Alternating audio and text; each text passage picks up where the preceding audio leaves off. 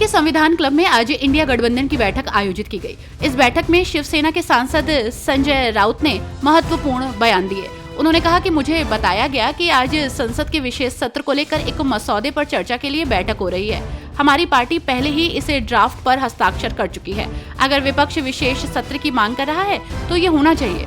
जो होगा हम आपके साथ रहेंगे। आपको बता दें कि इस बैठक में कई विपक्षी दलों के नेता उपस्थित रहे और केंद्र सरकार से विशेष सत्र बुलाने की मांग पर सहमति जताई गई। बिहार विधानसभा चुनाव को लेकर तैयारियां जोरों पर हैं। नेताओं की लगातार प्रतिक्रिया सामने आ रही है। वहीं इसी बीच नीतीश के मंत्री ने पीके की मुश्किलें बढ़ा दी हैं। दरअसल मंत्री अशोक चौधरी ने उन पर मानहानि का केस किया है। उन्होंने कहा कि प्रशांत किशोर इस बात को प्रमाणित करें या माफी मांगे कि हमने अपनी बेटी को पैसा देकर टिकट दिलाया है। भारत से सांसदों का प्रतिनिधिमंडल आतंकवाद के खिलाफ लड़ाई में समर्थन के लिए दुनिया के अलग अलग देशों में पहुंच रहा है। डीएमके सांसद कनिमोजी करुणानिधि के नेतृत्व में सर्वदलीय प्रतिनिधिमंडल ने स्पेन के विदेश मंत्री जोस मैनुएल एल्बेरेस से मुलाकात की। इस बैठक में भारतीय प्रतिनिधिमंडल को काफी सकारात्मक प्रतिक्रिया मिली और आतंकवाद के खिलाफ लड़ाई में भारत का समर्थन करने की बात भी कही गई। हरियाणा सरकार इन दिनों एक्टिव मोड पर नजर आ रही है। इस बीच हरियाणा सरकार ने उपभोक्ताओं के लिए सरचार्ज माफी योजना 2025 शुरू की। 31 अगस्त 2024 तक डिफॉल्टर उपभोक्ता जिनका नाम 9 मई 2025 तक डिफॉल्टर सूची में है, वे इस योजना का लाभ ले सकते हैं। घरेलू और कृषि उपभोक्ताओं का पूरा सरचार्ज माफ होगा और एक मुश्त भुगतान पर 10% की छूट मिलेगी। ये योजना कनेक्टेड और डिसकनेक्टेड दोनों तरह के उपभोक्ताओं के लिए है।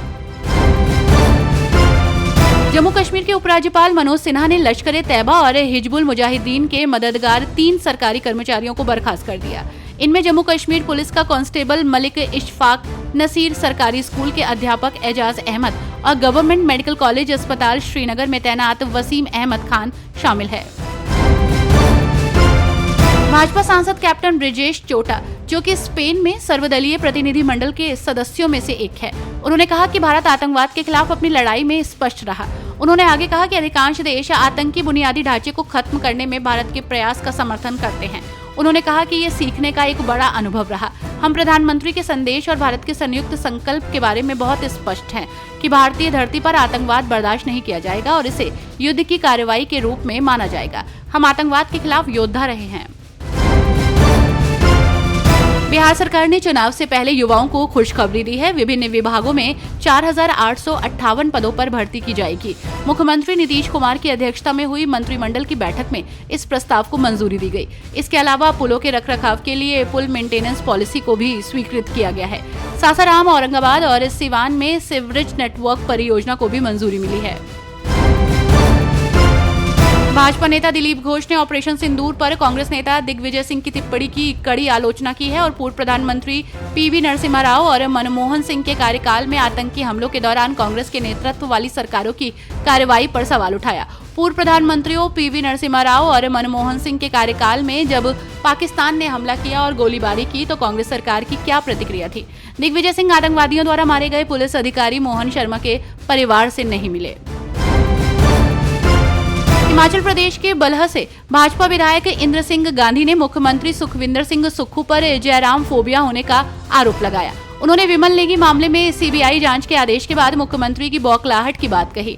गांधी ने सरकार पर भ्रष्टाचार के आरोप भी लगाए और कहा कि मुख्यमंत्री का ध्यान जनता की समस्याओं पर नहीं बल्कि अपने करीबियों को फायदा पहुंचाने पर है। कन्नड़ तमिल भाषा को लेकर चल रहे विवाद के मामले में एक्टर कमल हसन को कर्नाटक हाईकोर्ट ने कड़ी फटकार लगाई। हाईकोर्ट ने कहा कि अभिव्यक्ति की आजादी के नाम पर लोगों की भावनाओं को ठेस नहीं पहुंचाया जा सकता। कमल हसन ने कन्नड़ और तमिल भाषा को लेकर बयान दिया था। इसके बाद काफी विवाद हुआ जो कि अभी तक नहीं थम सका। कमल हसन की फिल्म ठग लाइफ 5 जून को रिलीज होनी है, ये भी विवादों के घेरे में है।